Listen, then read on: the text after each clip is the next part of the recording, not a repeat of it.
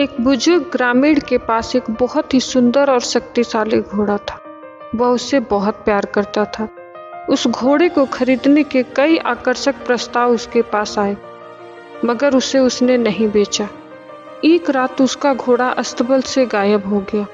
गांव वालों में से किसी ने कहा, अच्छा हुआ होता कि तुम इसे बेच ही दिए होते।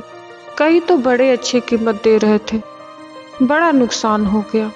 परंतु उस बुजुर्ग ने यह बात ठहाके में उड़ा दी और कहा, आप सब यह क्या बकवास कर रहे हैं? मेरे लिए तो मेरा घोड़ा बस अस्तबल में नहीं है। ईश्वर इच्छा, जो होगा आगे देखा जाएगा। कुछ दिन बाद उसका घोड़ा अस्तबल में वापस आ गया। वह अपने साथ कई जंगली घोड़े व घोड़ियां ले आया। ग्रामीणों ने उसे बधाइयां दी और कहा कि उसका तो भाग्य ही चमक गया है। परंतु उस बुजुर्ग ने फिर यह बात ठहाके में उड़ा दी और कहा, बकवास, मेरे लिए तो बस आज मेरा घोड़ा वापस आया है। कल क्या होगा किसने देखा है। अगले दिन उस बुजुर्ग का बेटा एक जंगली घोड़े की सवारी करते गिर पड़ा और उसकी टांग टूट गई। लोगों ने बुजुर्ग से सहानुभूति दिखाई और कहा कि इससे तो बेहतर होता घोड़ा वापस ही ना आता। न वह वापस आता और न ही ये दुर्घटना घटती। बुजुर्ग ने कहा, किसी को इसका निष्कर्ष निकालने की जरूरत नहीं है। मेरे पुत्र के साथ एक हादसा हुआ है, ऐसा किसी के साथ भी हो सकता है।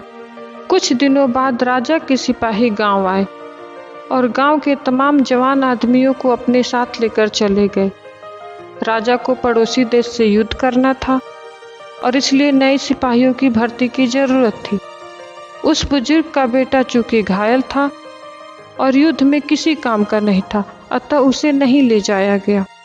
गांव के बुजुर्गों ने उस बुजुर्ग से कहा, हमने तो हमारे पुत्र को खो दिया। दुश्मन ताकतवर है, युद्ध में हार निश्चित है। तुम भाग्यशाली हो, कम से कम तुम्हारा पुत्र तो तुम्हारे साथ है। तब उस बुजुर्ग ने कहा, अभिशाप या आशीर्वाद के बीच बस आपकी निगाह का फर्क होता है। इसलिए किसी भी चीज को वैसी निगाहों से न देखें।